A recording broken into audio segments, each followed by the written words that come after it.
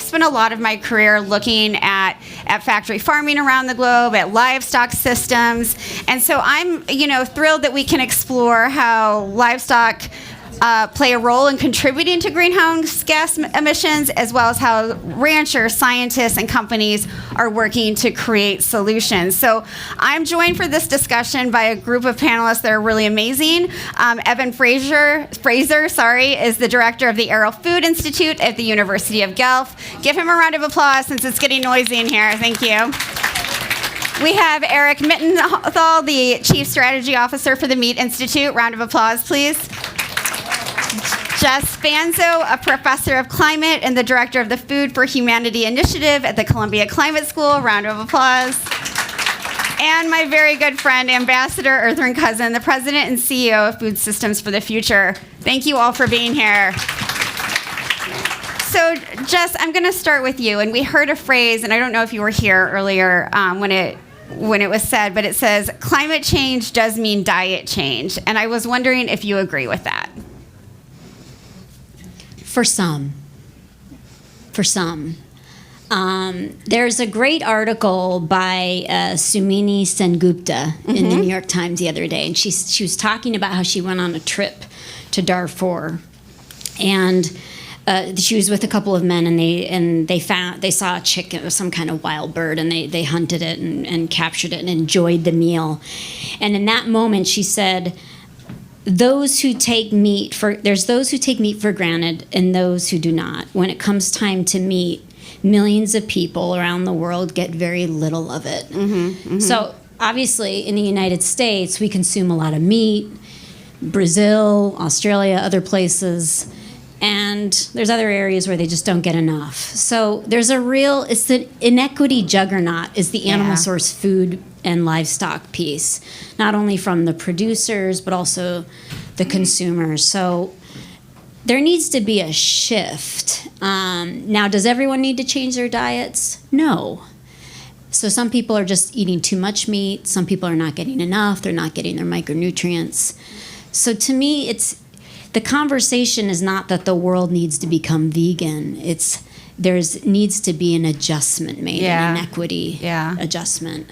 So I won't go too much because I want us to have a rich conversation. Of course. I just want you to give us some context of where meat trends have sort of gone over the last 20, 30 years, something like that. Yeah, I mean, the animal industry for meat consumption has increased. It's quadrupled since the 1960s, and that's really to meet the demand for meat. As incomes rise around the world, more and more people want to consume animal flesh. It tastes good, it's aspirational, it's nutrient dense. And so there's been a huge demand for meat, and it's not just beef, it's chicken, it's pork. So there's been a huge demand. In the United States alone, we've gone to eating about 100 pounds of chicken per capita per year. It's a huge amount, and that's about half of the meat we consume. So there's a big demand for it. Yeah. But again, in some places in the world, depending on where you live, who you are, you just cannot get access to those foods because of insufficient supply chains. It's expensive. It's a challenge. Yeah, thank you for setting the context. Ertharin, I'm hoping you can talk about the environmental impacts of livestock production, both good and bad, because livestock have a huge impact on the environment, but they can also have a tremendous, really positive impact. Well, first of all, thank you very much for the opportunity to participate in today's conversation, because I think it really is important. And if I can just pick up on something, though, that my good friend Jess was saying about consumption, we need a diversity of solutions. We need solutions, and we need to acknowledge, as she noted, that the solutions that are required are different in different parts of the world. And when we, as I sit here and look at my friend Krista from the Dairy Association sitting here, it is important that when we talk about livestock, we remember that it's beyond just meat, it's also dairy. And so when we think about, to your question, the impact of livestock and on on the environment, these are numbers that those in this audience are quite familiar with. We know that the food system consumes about 70% of all the fresh water draws on an annual basis, and we know that much of that is in support of growing corn and soy, which are primarily the food stocks for our livestock and dairy industry, our meat and dairy industries. So that's significant. We know that the food system is the number one driver of biodiversity effects, the loss of biodiversity. And that's directly related to increased production of those commodity crops, again, that support our meat and dairy industry. We know that the challenge of methane is even greater than that of carbon, and that 25% of all the methane emitted on an annual basis is from the same industry. But here's the other side of that. We also know, as Jess was starting, on the health side, that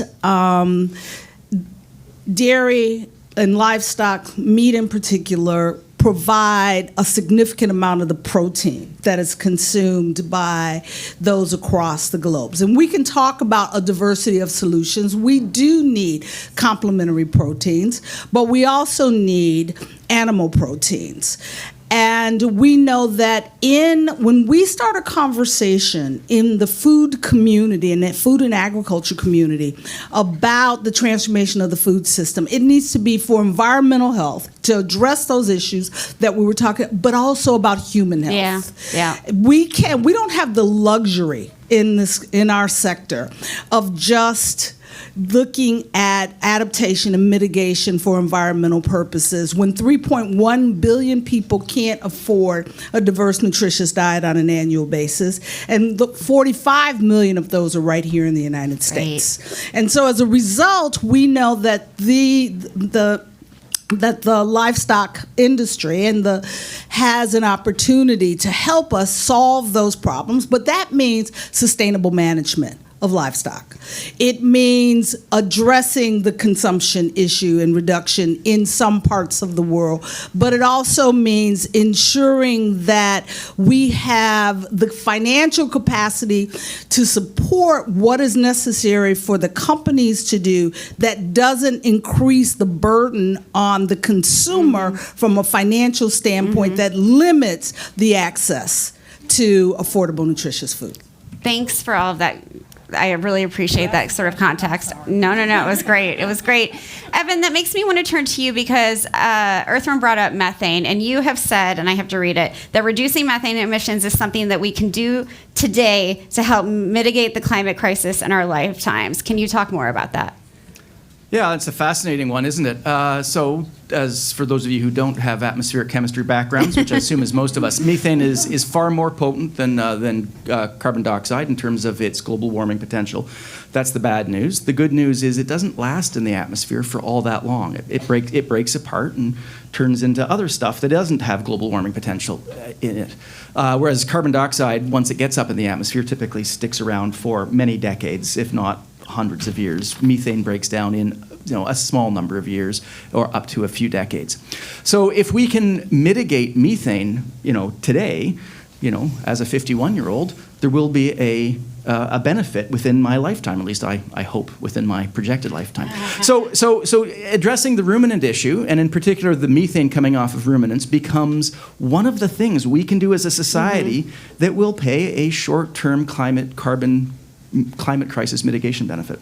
And there are solutions there. There's feed options. There's all of these things. So there's three big sources of methane from agriculture. One being the ruminants, the chewing the cud by the cows and burping up the methane. The other is manure management, and the third is rice paddies. As sort of three big drivers or sources of methane. And in all three, we can imagine best management practices which will take those numbers down significantly. Happy to get into the details of that, but I think we can just assure that there are strategies to address all three sources of food system-related methane. Yeah, we can get into that later. Eric, I want to talk to you because one of the things that bothers me when we talk about the meat issue is that farmers and ranchers get blamed, no matter if they're sort of on the sustainable agriculture side or if they're they're on the industrial animal agriculture side. How do we break that sort of cycle of blaming farmers who are often stuck in a system, whether we like it in this room or not, and don't know how to transition out of it, and who want to do things the right way, but simply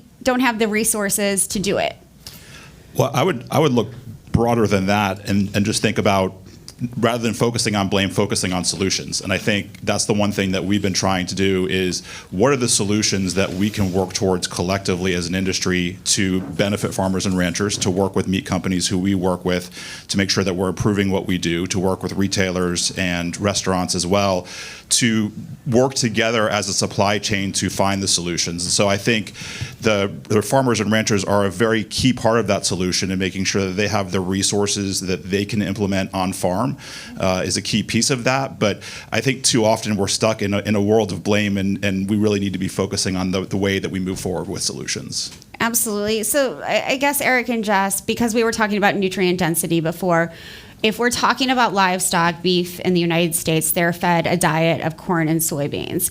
And I'm wondering, Jess, I don't know if you can talk about this, the nutrient density part. If we want nutritious meat from animals, it matters what they're eating.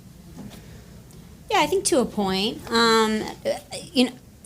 Beef is nutritious no matter what. It's high in iron and zinc and lots of micronutrients. Obviously, there's a lot of epidemiological evidence showing that if you eat too much red meat, it has risks of some non-communicable diseases. Feed matters. I think it matters more about how it's sourced and the environmental sustainability of that. I think food safety is a bigger issue sometimes with meat and vegetables and the whole food supply, as our guru Marion Nussel knows so well. So I think Eric can probably talk a bit more about the feed and what that means for the quality of meat, but I think that's a bit of, I don't want to say it's a minor issue, because I think it could be a major issue from an environmental sustainability piece, but I think it's less of an issue from meeting nutritional needs perspective and consuming enough but not too much. And this is just beef that we're talking about. And there's a whole different conversation when it comes time to chicken and pork and dairy, etc. I mean, it really is the whole of the supply chain, and feed is one solution that can help us make improvements. There's been a great deal of work looking at various ways to feed animals that reduce methane. There are more technologies that are coming out to really help us with that. One was recently approved in the dairy sector, and so we're looking at that as a solution. There's solutions in genetics, there's solutions in vaccines. There are many ways to approach it, and it really takes all of the above. It's not a one-size-fits-all solution, and that includes, specifically on farms. Some farms will be able to do certain things, others may not. We have to identify the variety of pathways that really help move the needle on a holistic level. Thank you so much. Evan, when we last spoke, you talked about why it's important not just to focus on the outflow of greenhouse gas emissions associated with animal agriculture, but also to pay attention to the inflow. And I don't know if I quite understand that, so I'm hoping you can help unpack it. Happy to. So, I mean, I'm very glad to get this question, because one thing this panel hasn't talked about yet is pastures. And a vast proportion of the world's terrestrial land surface grows grass, and that's what it always has done. That's what it probably always should do. And the ruminant animal grazing on the pasture land provides vital ecosystem services. They provide wildlife habitat, and critically, and this is where we talk about the inflow of greenhouse gases, as the pasture lands are maintained and grazed upon, they absorb greenhouse gases from the atmosphere and build up the soil organic matter, which creates soil health. So one of the trade-offs that we have to be thinking about is the utilization of our pasture land, creating economic value for our pasture land, which cows do a very good job of, against the methane that they're producing. And then when we move cows off of pastures and into feedlots or confined animal feeding operations, CAFOs or CAFOs, the dynamic changes, and we use all this corn and soybeans, and we feed the cows that way. But whereas the first year approximately of a cow's life in North America is spent grazing on pasture, which provides really valuable ecosystem services in many contexts. So I just don't want to you don't want to throw the baby out with the bathwater, Sure. get rid of the grazing animals, and then think, whoa, we've just lost our economic rationale for our pasture management. Right. And this is for the whole panel. Based on that, can we have this mixed crop livestock production and still feed people adequately, especially in the global south, where a lot of folks like Jess think that people could benefit from increasing their animal protein intake, whether it's eggs, milk, or meat? Sure, we can increase the sustainable livestock management. The reality, though, is that change comes at the nexus of policy and finance. And the question that you hear, we just finished a set of interviews with over 30 operators in the space, is who pays? And the reality is, when things like there was the conversation before us about the climate community and the ag community, the IRA had $50 billion in it for agriculture. There was money for methane reduction from the petrochemical community, but not for enteric methane reduction. Right. And there's a significant opportunity for government to catalyze what is necessary to support the change that is required. Thank you so much, Eric. I'd love. Oh, go ahead, Jess. Can I just add one? So on the production side, though, I think we have to talk about what kind of system, because there's so many different livestock systems. So if you go to India, it's a much less efficient system. There's tons of cattle. I think they have the highest number of cattle heads in the world, but it's incredibly inefficient. So their greenhouse gas emissions intensity is much higher than, say, the American system. So while America holds a lot of cattle, it's a very efficient system. So their greenhouse gas emission intensity is much lower than, say, the Indian system or their Kenyan pastoral. I'm glad the dairy council said, the pastoralist system is much less efficient. So I think you do see these mixed systems, and they're important, but I think we have to really be specific. On the consumer side, it's also important to get more specific. Depending on, again, who you are. If you are in a resource-constrained setting living in deep rural Malawi, and you don't get access to animal source foods, and your environment, the milieu of your ecosystem, you're exposed to a lot of infectious disease, and you don't have access to nutrient-dense foods, and you're a young child or a mother, and you need those nutrients, that is a very different situation than being an American with lots of choice, lots of diversity of plant-based foods and animal foods. So it's all about, this room is not good for the menopausal woman. I'm dying. Are you dying? Is anyone else hot in here? I'm too old. Jeez, I'm having a hot flash.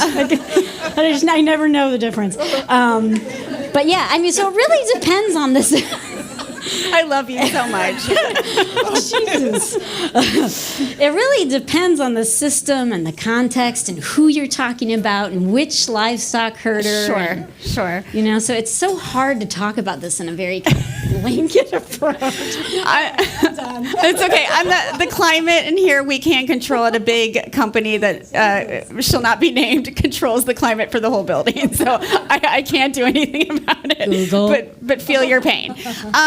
Eric, my friend, there's a huge opportunity in methane. Can you talk about that for the big livestock producers in this country, and if you can, what it means for other parts of the world when we're talking about methane? Yeah, and I think to add on to Jess, which I can't follow her entire sentiments there. It is warm in here.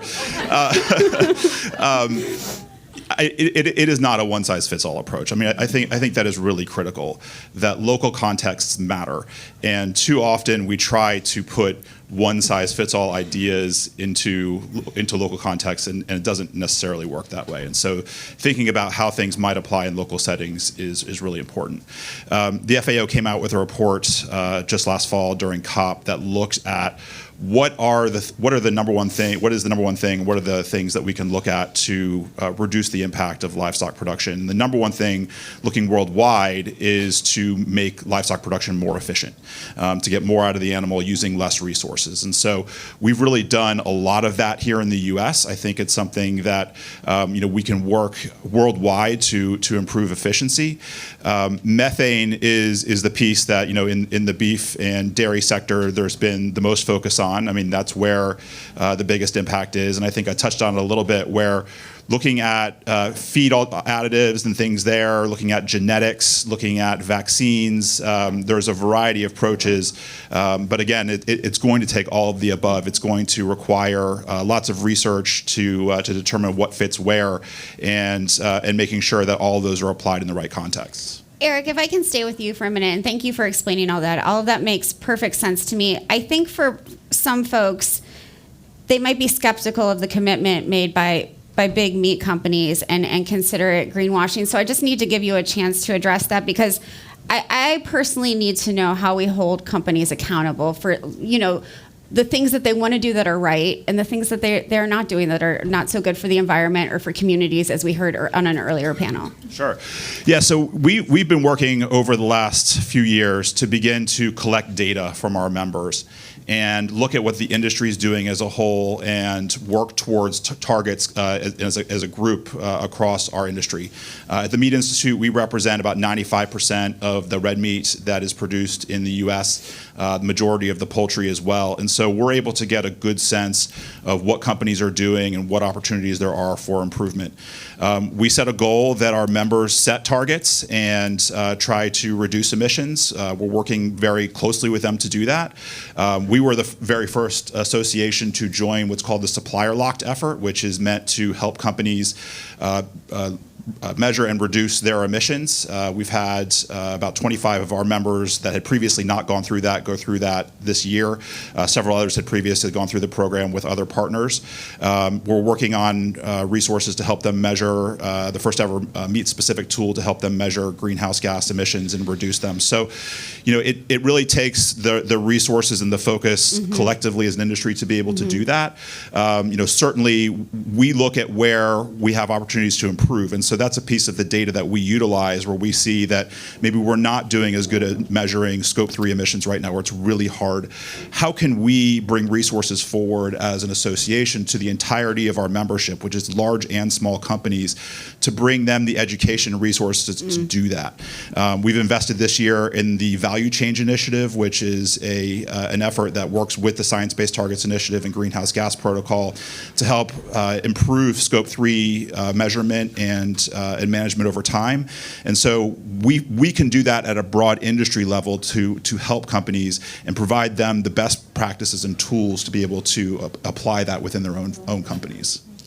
Can I just say here, though, that I want to applaud what the Meat Institute is doing, but I think that we would be less than honest with your audience if we did not admit and recognize that all of this is nascent. We're nowhere near the work that needs to be done to scale it up to the level that it is actually making a difference. And that is part of the problem that we have is directly related to consumer demand and institutional demand for meat that is produced in a more sustainable manner that has additional cost. And that is an issue that requires a significant amount of work. Well, that leads me to policy then, Ertharin. Like, if we want a meat system that works for everyone, an animal agriculture system that works for everyone, we need policy to regulate some of that. What kinds of policies are needed? And Evan is shaking his head, so maybe I'll turn to him first. Well, I'm just reminded of big chunk of my life living in the Yorkshire Dales, where I taught at the University of Leeds for many years. And, I lived in a bucolic, hilly environment, dry stone walls, little old historic dairy barns, and sheep everywhere. And the farmers in the area were great, highly productive, used good quality genetics, improved pasture management, sold into local markets, and we ate a lot of good lamb chops those years. A lot of good lamb chops.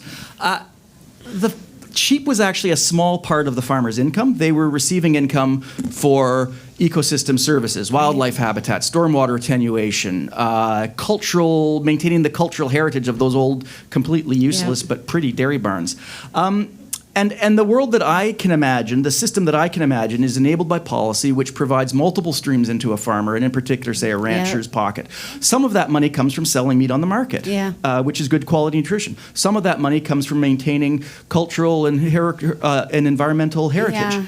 And I think a stackable series of benefits that a farmer receives, a diversity or a portfolio of things that they do for the landscape and the community, all directing some income into their pockets, is the model. And it's not science fiction. It's called the European Union, and you can see it in effect. At least you could before Brexit in Northern England, where I lived. Well, and it's also a good reminder, Evan, that farmers are more than just food producers. They do all of these other things that they don't get credit for or paid for, like ecosystem services. Is this a model that can work, Ertharin? It is definitely a model that can work, and I don't want to proselytize here, but elections do matter. Preach. It is going to be critical. The next farm bill is coming up, and the opportunity to get some of this language that we're talking about into that farm bill to support the economics on the farm, that change the ability, that give farmers the financial wherewithal to support the change that is required, is going to be critical to us moving beyond that's something that happens in the EU to something that happens here. Yeah, Jess and Erica, thank you. Please give her a round of applause. Please. Jess, do you think there are enough policies in place that emphasize the nutritional benefits that can come from animal agriculture and make that happen for people? And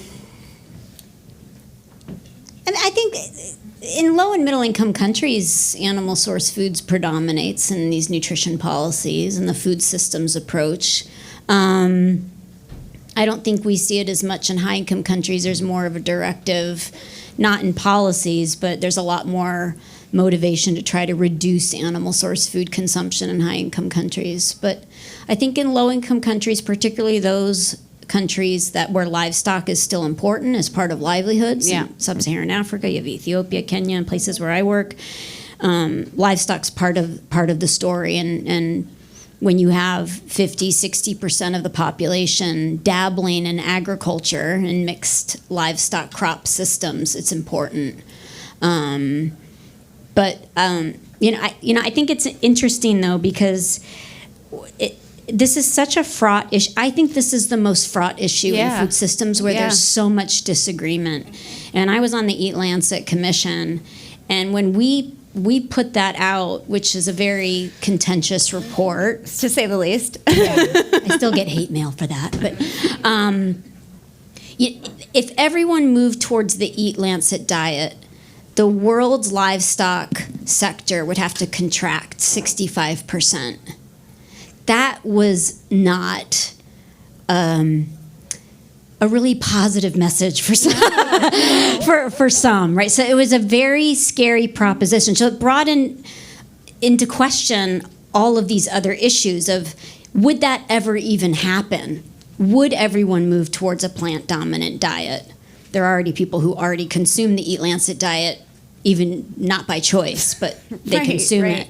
Right. But what would that world look like? What would the all-protein industry look like, or whatever we want to call it, lab-grown meats? Complementary protein. Yeah.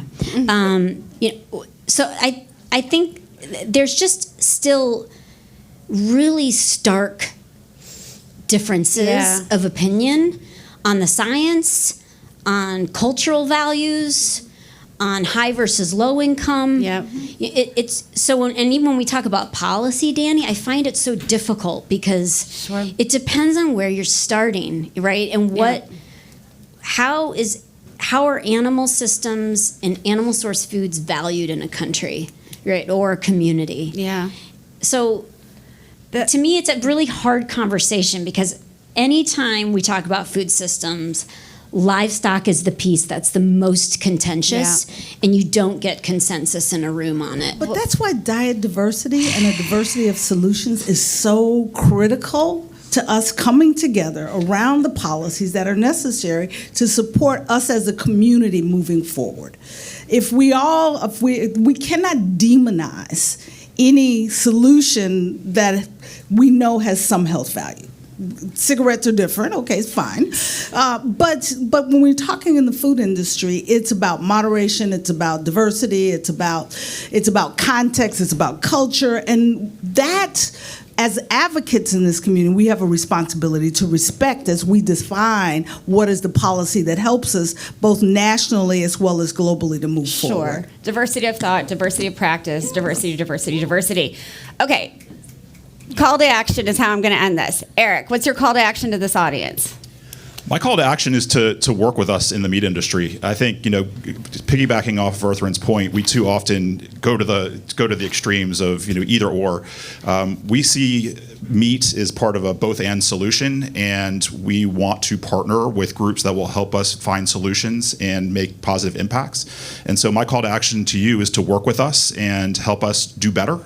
We know we can do better and make sure that the 98% of households who eat meat in the U.S. and other places around the world, have the best meat that they can enjoy and know that they are eating meat to contribute to their health as well as a healthy planet. Evan, call to action, please, sir. Yeah, it's got to be a policy-driven approach. Jennifer Clapp wrote a few years ago in the New York Times about how all this emphasis on individuals making choices was probably just giving governments a pass and really was the wrong sort of mode of engagement. I say work on the policymakers. Thank you so much. Dr. Fanzo. So I, as a nutritionist, I am going to say that we probably don't need to eat so much meat at every meal. So I would say a call to all of us Americans. Maybe you don't need to have meat for breakfast, lunch, and dinner. Maybe be a vegan by day, as Mark Bittman would say, and a carnivore at night. But we don't need to eat so much meat. It's good to expand your diet portfolio, some fruits, veg, legumes, nuts. Back to diversity. This diversity thing, because Americans blow everyone else out of the water on how much meat we consume, which is taxing on the world. It's inequitable. And we need to have more of a social contract with the rest of the world and share these valuable resources that are very finite. Absolutely. Thank you. Ambassador, you get the final word. Well, first of all, sitting in this room, you're helping make change. It's caring about the issue. Because too many politicians think people don't care, that consumers in particular don't care about these issues, particularly when it's not about health as much as it is about environment. Recognizing you cannot separate health from environment, particularly as we move forward and the environment continues to have an impact on farmers first. And farmers will tell you that, whether it's the production of meat or the production of crops. And so sitting in rooms like this, having your voice be heard, caring, and that voice needs to carry over into your vote.